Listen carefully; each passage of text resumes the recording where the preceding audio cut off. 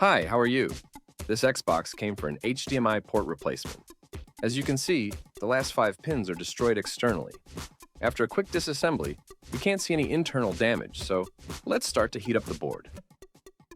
Now, Xbox Series X need much more heat than the PlayStation 5. First, we add the usual flux from RS. We are using the ChipQuick SMD 291 flux, as it is affordable and reliable.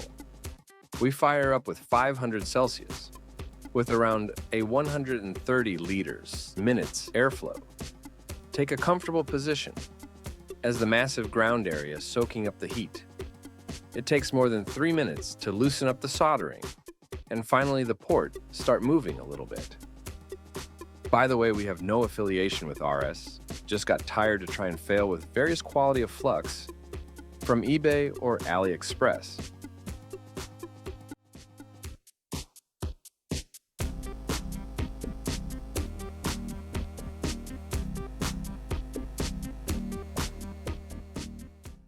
Some plastic left under the HDMI port. I removed this as it can hold against the new HDMI port.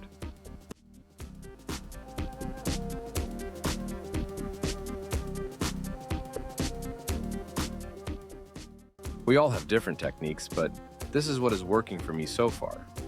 While still heating the board, we give another splash of fresh flux.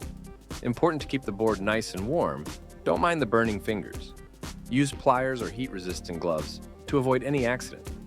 Place the new HDMI port into place and hold down as long as the solder is melted. It may take 60 seconds to cool down the board. Time to check all the pins. Hopefully we don't have to fix one by one.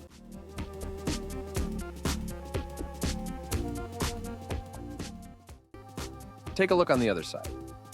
Usually it's perfect at this time. But if you are not happy with the result, like me at this point, add a little extra solder to the holes. We don't want the customer to come back after a few days.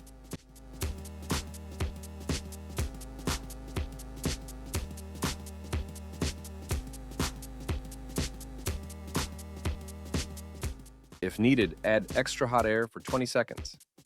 Avoid to melt the port inside.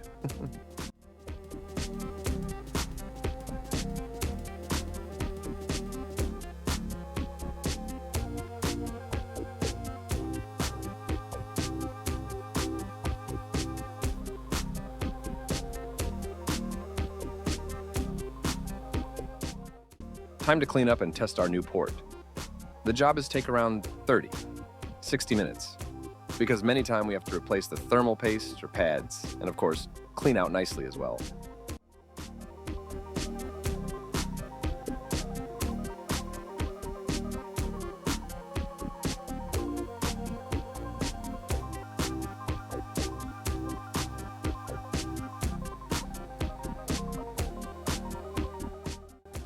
I hope you enjoyed our video. Please like, subscribe, comment, so we can make more videos like this.